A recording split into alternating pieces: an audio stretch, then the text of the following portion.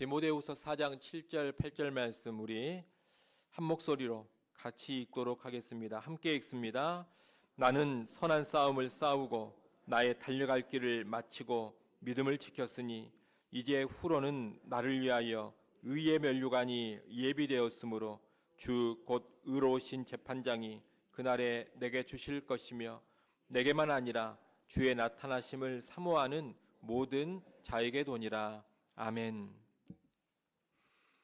2025년의 마지막 주일입니다. 끝입니다. 여러분, 한 해의 끝이 있으면 반드시 우리 인생의 끝도 있을 겁니다.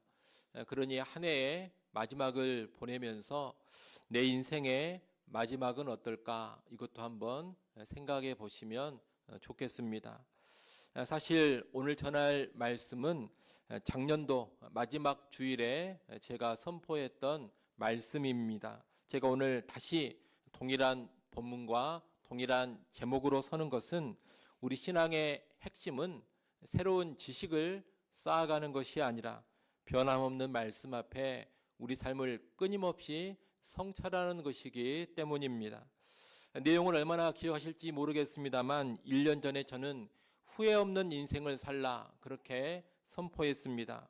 오늘 이 시간 우리는 똑같은 거울 앞에 다시 서서 지난 한 해 동안 나는 정말로 후회 없는 인생을 살았는가 점검해 보시기를 바랍니다. 그리고 이제 곧 시작되는 새로운 한 해 후회 없는 인생이 되도록 말씀에 근거하여 나아갈 수 있기를 바랍니다.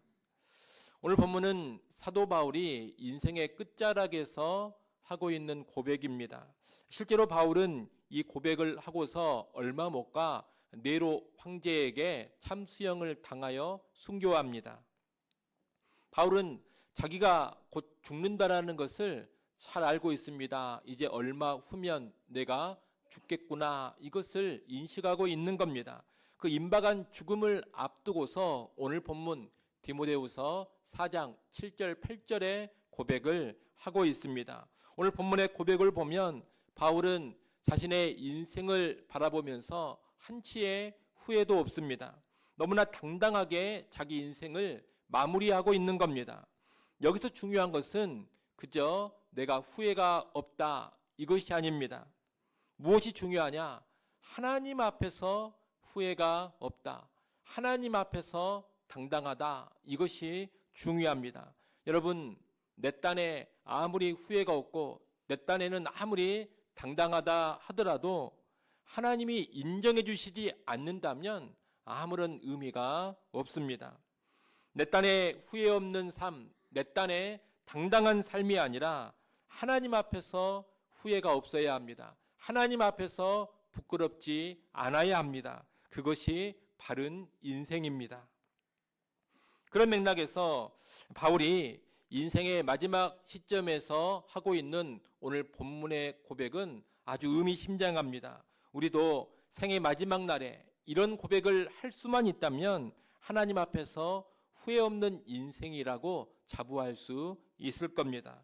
우리는 오늘 바울의 이 고백 중에 특별히 7절 말씀에 집중하면서 후회 없는 인생이 되려면 어떻게 살아야 하는가 이 내용을 나누고자 합니다.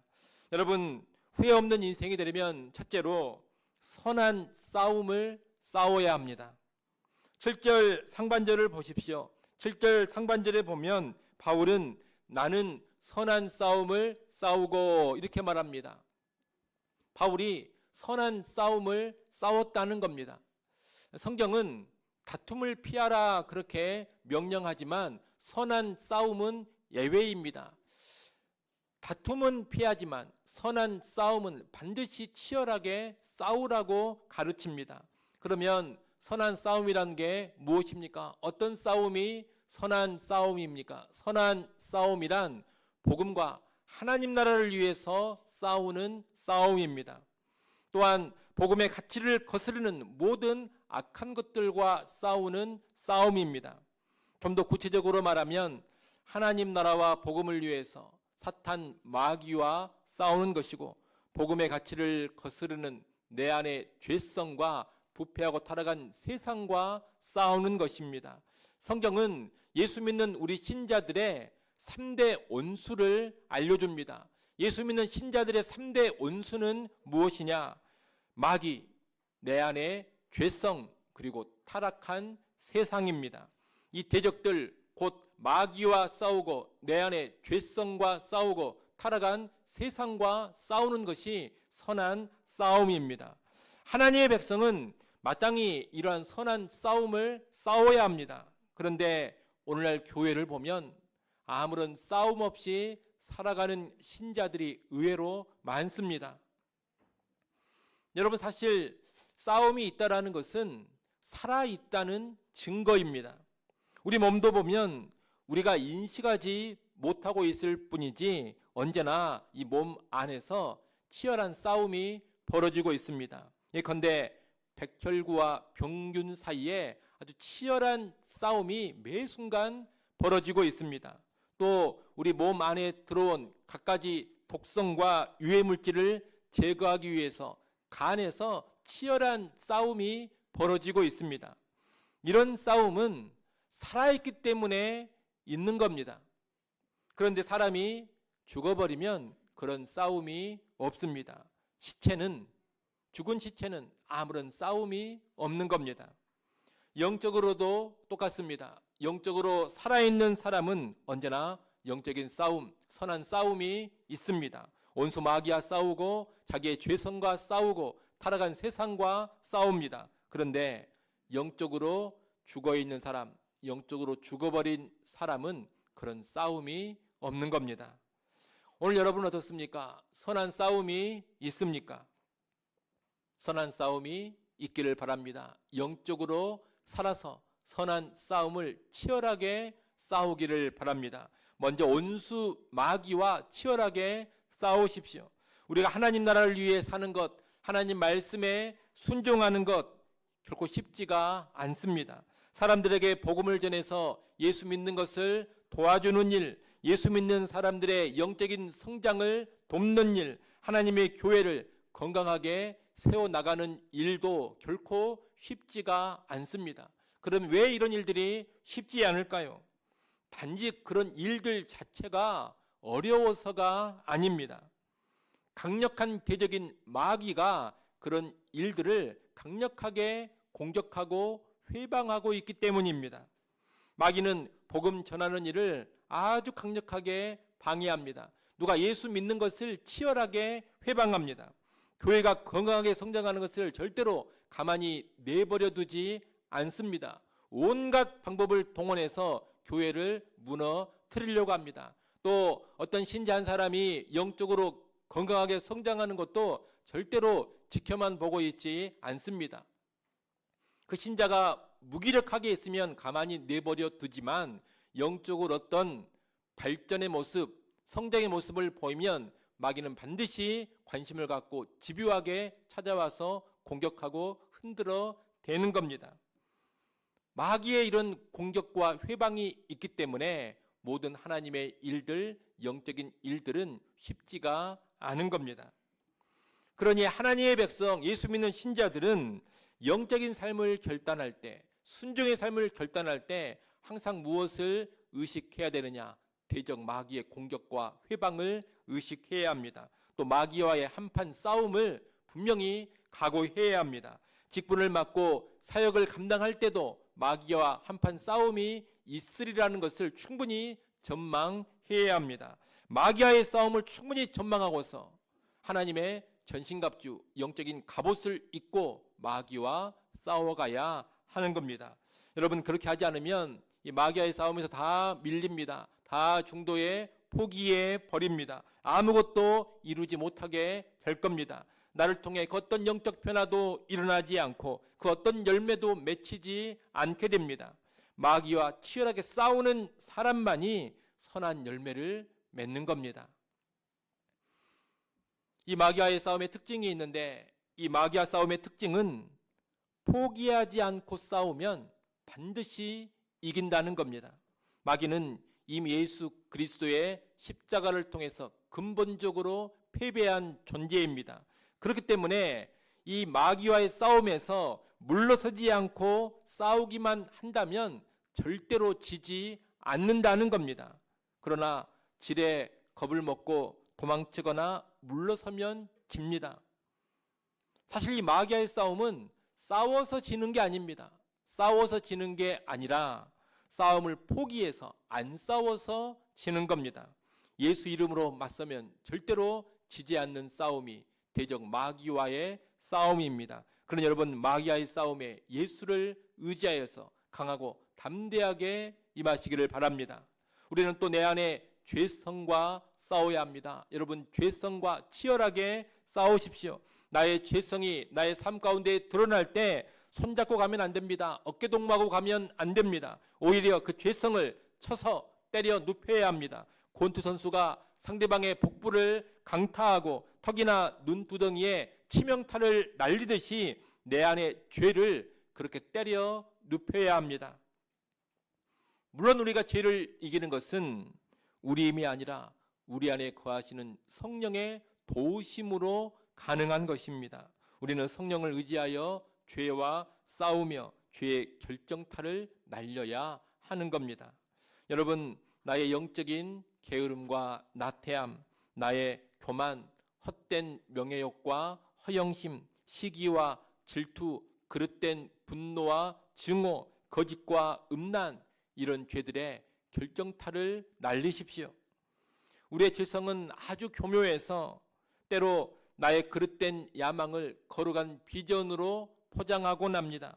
사실 나의 영광을 위한 일을 하나님의 영광이라고 가리기도 합니다. 나의 이기심을 사랑으로 교묘하게 포장하기도 합니다. 그런 죄성에도 치명타를 날려서 쓰러뜨리십시오. 특히 우리 그리스도인들은 이 죄와 연관해서 다른 사람들의 죄를 발견하고 다른 사람에게 있는 그 죄와 싸우는 데만 급급하면 안 됩니다. 신자는 다른 사람의 죄와 싸우기에 앞서서 먼저 자기의 죄와 치열하게 싸워야 합니다. 대체로 사람들은 자기 죄에는 아주 둔감하고 남의 죄에는 너무나 민감합니다. 우리나라 정치인들도 한번 보십시오. 진영 논리에 빠져가지고 자기들 내부의 죄와는 전혀 싸우지를 않습니다. 그저 상대 진영의 죄만 찾아내가지고 어떻게든 까발리고 그 죄를 아주 집요하게 물고 늘어지며 공격합니다. 그런데 자기들의 죄와는 절대로 안 싸웁니다. 자기들 내부의 죄는 있어도 모른 척하거나 그 죄가 드러나면 말도 안 되는 논리로 정당화시키고 합리화시킵니다. 그런 싸움은 선한 싸움을 싸우는 게 아닙니다. 죄와 제대로 싸우는 게 아닙니다. 죄와 싸운다면서 또 다른 죄를 짓고 있는 것에 지나지 않습니다. 우리 예수 믿는 사람들은 그러면 안 됩니다. 여러분, 다른 사람들의 죄에 앞서서 먼저 내 안에 있는 죄, 우리 안에 있는 죄와 치열하게 싸우시기를 바랍니다. 신자는 다른 사람의 죄를 지적하기에 앞서서 내 죄를 발견하고 회개하고 끊어야 됩니다. 세상의 죄를 꾸짖고 책망하기에 앞서서 교회 안에 있는 죄부터 발견하고 끊어낼 줄 알아야 합니다. 그것이 선한 싸움을 제대로 싸우고 있는 겁니다. 아무쪼록 우리는 이런 올바른 죄와의 싸움이 있기를 바랍니다. 우리는 또 타락한 세상과도 싸워야 합니다. 타락한 세상은 육신의 정욕과 안목의 정욕과 이생의 자랑을 따라서 살아가게 만듭니다. 그릇된 풍조를 일으켜서 사람들로 하여금 다 그 풍조에 휩쓸리게 합니다. 모두가 다 타락한 문화를 살도록 커다란 흐름을 만들어내고 거부하기 힘든 압력을 가합니다. 그래서 우리는 가만히 있으면 세상 풍조에 흘려서 떠내려가 버립니다. 붕어빵 찍혀 나오듯이 타락한 세상이 원하는 모습으로 탁탁 찍혀져서 나와 살게 됩니다. 그런 삶이 당연한 듯이 살게 된다는 겁니다. 선한 싸움은 그런 타락한 세상의 풍조, 압력에 맞서서 싸우는 겁니다. 세상 사람들은 다 이쪽으로 가도 우리 신자들은 하나님 말씀을 따라 반대로 가는 싸움입니다. 세상 사람들은 다 세상이 요구하는 그 틀을 따라 살아가고 있지만 우리는 그 틀을 벗어나고 그 틀을 깨뜨리고 다른 틀, 성경이 요구하는 틀을 따라 살아가는 사람들입니다. 그렇게 살고자 하는 싸움이 선한 싸움입니다. 여러분, 공부하는 일에 있어서나 연애하는 일에 있어서나 취업하는 일에 있어서나 결혼, 자녀 양육, 경제활동, 재정관리, 사회참여 등등 삶의 모든 영역에서 세상 풍조를 거스르고 말씀대로 살고자 싸워가십시오. 우리는 그런 선한 싸움을 마땅히 싸워야 합니다. 이렇게 우리는 원수 마귀와 싸워야 하고 내 안의 죄성과 싸워야 하고 타락한 세상과 싸워야 합니다. 우리는 세상을 살면서 나의 자존심이 걸린 싸움이라든가 돈 문제가 걸린 싸움은 기를 쓰고 싸우곤 합니다. 그런 싸움은 절대로 지지 않으려고 예를 씁니다. 여러분, 가정에서 부부싸움 해보신 분들이 있을 텐데 우리는 부부싸움 한 번만 하더라도 자존심을 내세우면서 절대로 지지 않으려고 합니다. 저도 그렇습니다. 아무튼 지기가 싫습니다. 한번 싸우면 그냥 지기 싫어가지고 몇 시간 가기도 하고 길어지면 며칠이 가기도 하는 것이 우리의 부부싸움 아닙니까? 심한 사람은 한 달, 두 달도 간다고 합니다. 누가 이긴 한번 해보자, 내가 지나 봐라 이러면서 끝까지 가는 겁니다. 또 동료 그리스도인과도 한번 싸움이 나면 그 알량한 자존심을 내세우면서 끈질기게 끝까지 갑니다. 사실 그런 싸움은 선한 싸움도 아니지 않습니까? 하나님의 기쁨도 되지 않습니다. 그러니 빨리 정리해 버려야 될 싸움입니다. 그런데 그런 싸움은 기를 쓰고서 어떻게든 이기려고 한다는 겁니다. 그러면서 정작 선한 싸움에는 그렇게 임하지를 않습니다.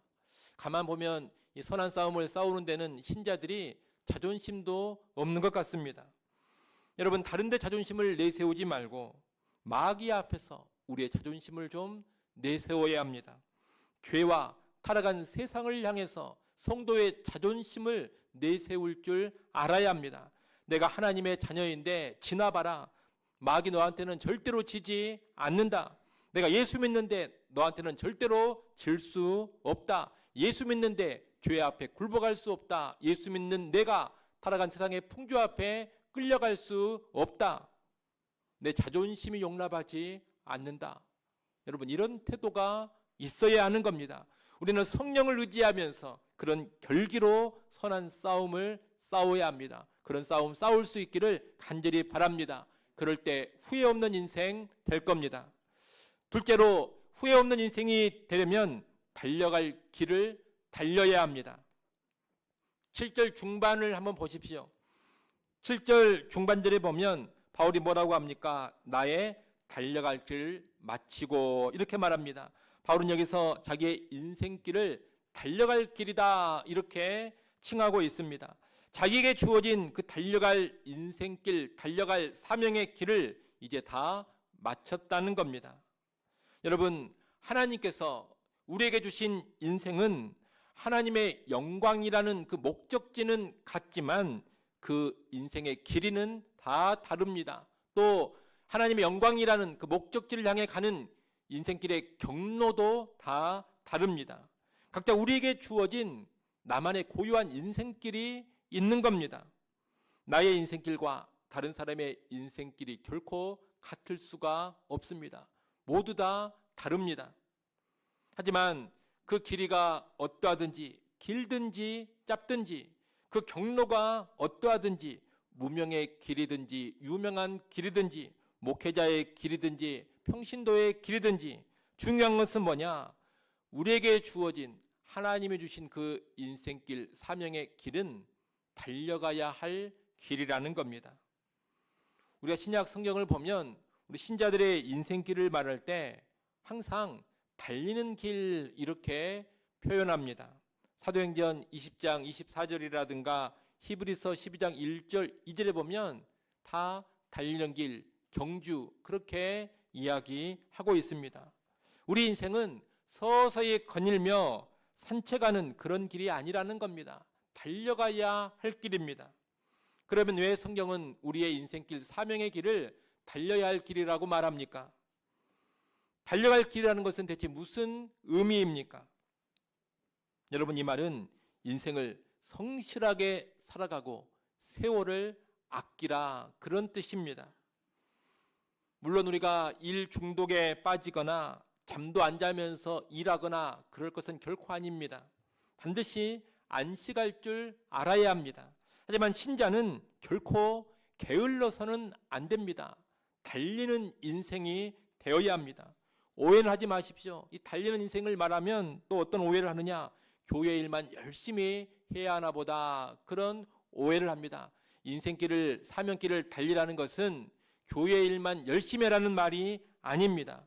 교회, 가정, 직장, 여러분 다 소중합니다. 교회에도 사명이 있고, 가정에도 사명이 있고, 직장과 사회에도 사명이 있습니다. 그 모든 영역에서 감당해야 될 책임을 성실하게 감당하라는 것이 달리라는 것이지, 교회 일만 죽어라 열심히 해라, 이런 의미가 아닙니다.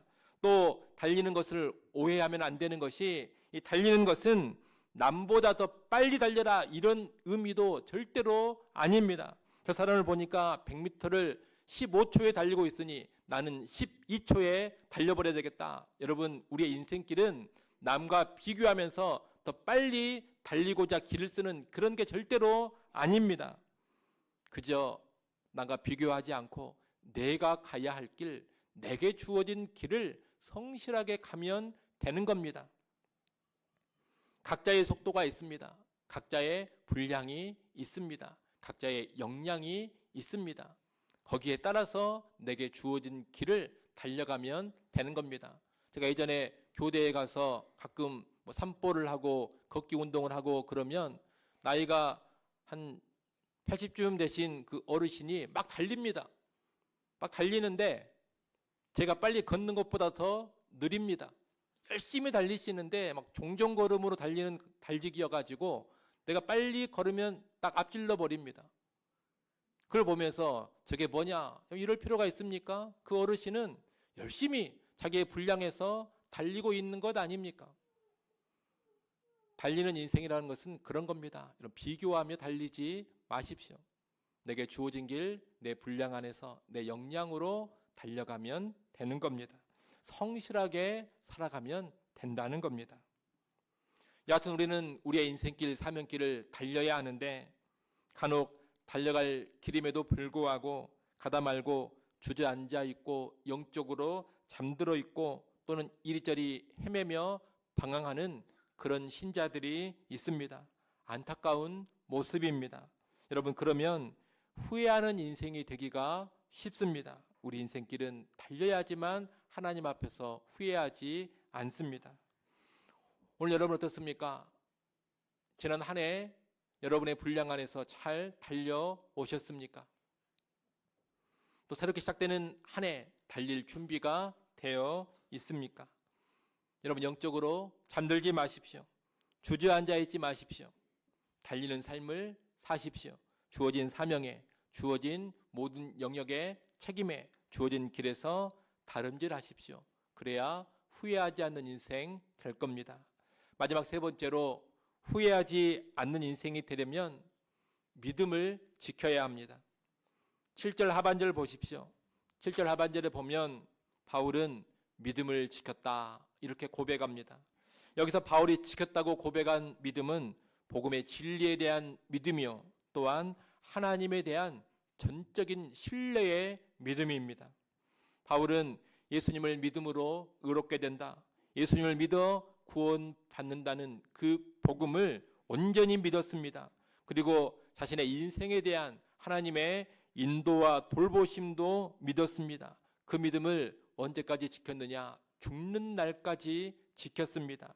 다시 말해 바울은 죽는 날까지 복음에 대한 믿음, 하나님에 대한 믿음을 잃어버리지 않고 꾸준한 믿음으로 살았던 겁니다. 우리가 바울의 인생을 보면 그 인생에 참으로 굴곡이 많습니다. 어려움도 많이 겪었고 사실 상처도 많이 받은 사람이 바울입니다. 하지만 그 어떤 상황에서도 바울은 믿음을 잃어버리지 않았습니다. 수많은 우여곡절 속에서도 끝까지 믿음을 지켜냈습니다. 말씀을 좀 보겠습니다. 고린도후서 1장 8절 9절 말씀 한번 보십시오. 고린도후서 1장 8절 9절 말씀 여러분이 읽어보십시오. 읽습니다. 형제들아, 우리가 아시아에서 당한 환난을 너희가 모르기를 원하지 아니하노니 힘에 겹도록 심한 고난을 당하여 살 소망까지 끊어지고 우리는 우리 자신이 사형 선고를 받는 줄 알았으니 이는 우리로 자기를 의지하지 말고 오직 죽은 자를 다시 살리시는 하나님만 의지하게 하심이라.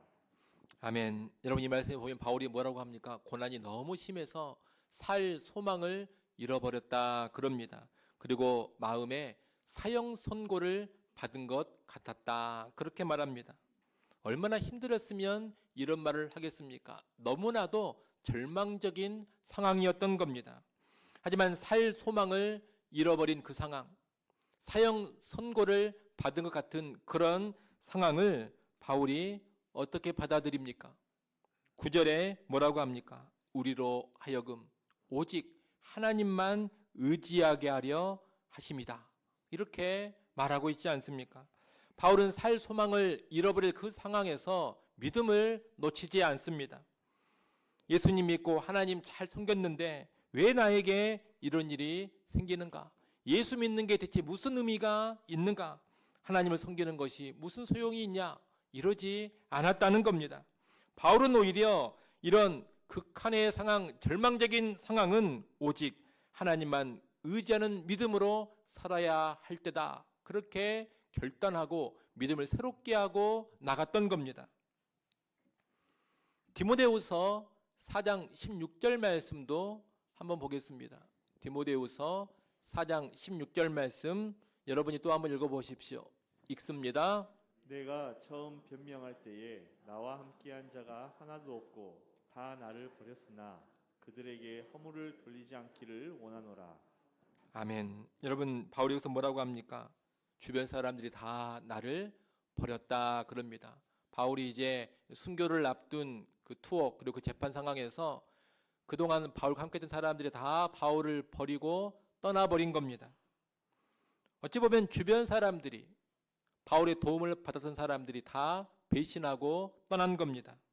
하지만 의지할 사람 하나 없고 오히려 배신을 맛보고 있는 그런 상황 속에서도 바울은 믿음을 잃어버리지 않습니다.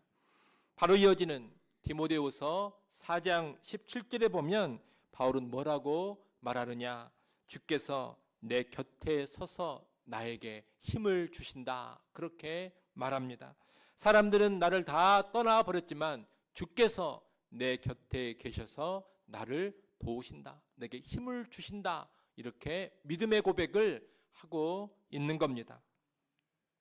여러분, 바울은 사람들로 인해서 큰 상처를 받고 배신의 아픔으로 쓰라릴 수 있는 그런 상황 속에서도 오히려 믿음을 지킵니다. 하나님으로 인하여 힘을 얻습니다. 믿음을 잃지 않고 오히려 더 견고하게 유지합니다. 이것이 바로 끝까지 믿음을 지켜왔던 바울의 모습입니다.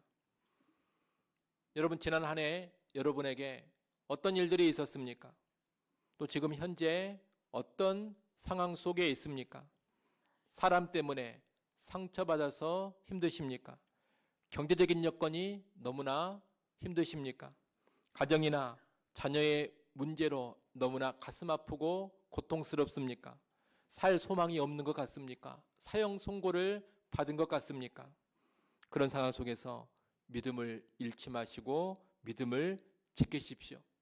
그 어떤 상황도 그 무엇도 그 누구도 나의 믿음을 빼앗지 못하게 해야 합니다. 믿음을 견고하게 지켜야 합니다. 여러분 성을 지키는데 가장 중요한 부분이 어디입니까? 성을 지키는데 가장 중요하게 지켜야 될 곳은 성문입니다. 성문이 깨져버리면 그 성은 금방 함락되고 맙니다. 그러기에 적군은 성문을 부수는데 온 힘을 기울이고 성을 지키는 군사들은 그 무엇보다도 성문을 사수하는데, 성문을 지키는데 온 힘을 다합니다. 우리 영적 삶에 있어서 가장 중요한 것이 무엇인지 아십니까?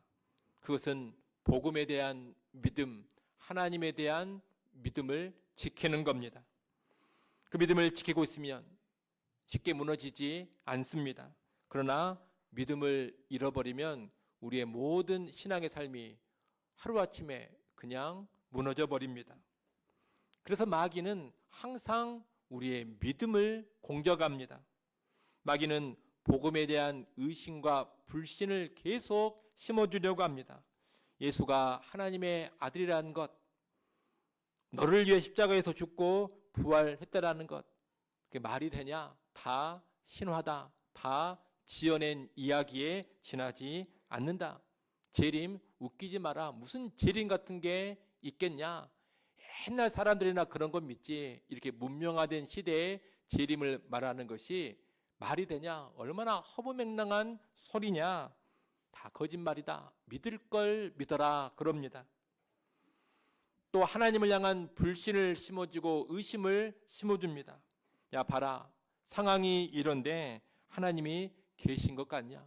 하나님이 계신다면 어떻게 이런 일이 일어날 수가 있겠느냐? 하나님이 정말로 너를 사랑하신다면 너의 인생이 왜 그 모양이겠냐? 이러면서 하나님을 향하여 의심과 불신을 심어주려고 합니다. 이러한 의심과 불신이 내 믿음의 성문을 공격할 때 여러분 강하게 지키십시오. 방어하셔야 됩니다. 복음서를 보면 예수님께서 제자들에게 많이 하신 말씀 중에 하나가 뭐냐? 너희 믿음이 어디 있느냐 이겁니다. 너희 믿음이 어디 있느냐 이 말씀을 제자들한테 상당히 많이 하셨습니다. 너희 믿음이 어디 있느냐 이 말은 대체 너희 믿음을 어디에 두고 잃어버렸느냐 이런 뜻입니다. 특히 이 말씀은 풍랑이는 바다와 같은 위기의 상황, 힘들고 어려운 상황에서 하신 말씀입니다. 여러분 우리가 인생의 바다를 항해할 때 반드시 큰 풍랑이 일어납니다. 살 소망이 끊어지고 사형 선고를 받는 것 같은 그런 풍랑이 닥칩니다. 신앙생활하면서 이런저런 상처를 받고서 내 마음속에 경랑이 일어나곤 합니다. 그럴 때 복음에 대한 믿음, 하나님에 대한 믿음이 흔들립니다. 믿음을 잃어버리기가 쉽습니다. 그때 여러분의 믿음을 꼭 붙잡기 바랍니다. 너의 믿음이 어디 있느냐 이렇게 물어보실 때 주님 저의 믿음이 여기 있습니다 고백할 수 있기를 바랍니다. 그럴 때 우리는 후회 없는 인생 살게 될 겁니다. 여러분 이제 한 해의 끝자락입니다. 한 해의 끝에서 지난 한 해 나의 삶을 청직하게 평가해 보십시오. 나는 선한 싸움을 싸웠는가? 달려갈 길을 달렸는가? 믿음을 지켰는가? 그렇게 보냈다면 하나님 앞에서 후회 없는 한 해였다 이렇게 자부해도 좋겠습니다. 그런 한 해 한 해가 계속될 때 우리 인생 전체가 후회 없는 인생 될 겁니다. 또 혹시라도 지난 한 해를 돌아보면서 나는 그렇게 못 살았다 이런 평가가 내려질 수도 있을 겁니다. 하지만 여러분 그렇게 못 보냈다 하더라도 우리 하나님은 자비의 하나님이시요 위로의 하나님이시요 은혜와 긍휼의 하나님이십니다. 그런 우리를 질책하고 꾸짖고 못난 놈 여러분 절대로 그렇게 말씀하시지 않습니다. 사랑의 손을 내미시면서 일어나라 함께 가자 그렇게 말씀해 주시는 분입니다. 그 은혜와 긍휼의 하나님을 바라보시면서 일어나 함께 가면 되는 겁니다. 여러분 한 해의 끝만 있는 게 아닙니다. 인생의 끝도 반드시 오게 됩니다. 언젠가 반드시 오게 될 인생의 끝날 하나님 앞에서 후회 없기를 바랍니다. 주어진 날들에 선한 싸움 싸우십시오. 달려갈 길 달려가십시오. 어떤 상황 속에서도 믿음을 꼭 지키십시오. 아무쪼록 우리 모두 그렇게 살기로 결단하는 2025년의 마지막 주일 되시기를 간절히 축원합니다. 기도합니다. 하나님 아버지 한 해를 마무리하는 이 시점까지 오게 하신 은혜에 감사를 드립니다. 한 해의 끝자락에 서서 우리 인생의 끝도 반드시 온다는 지혜를 얻게 하여 주옵소서. 우리 인생의 마지막 날 하나님 앞에서 후회 없기를 원합니다. 주님 부르시는 그날까지 선한 싸움 싸우며 달갈 길 달리며 믿음을 지키게 하여 주옵소서. 그래서 후회 없는 인생으로 마무리하게 하여 주옵소서. 예수님의 이름으로 기도드리옵나이다. 아멘.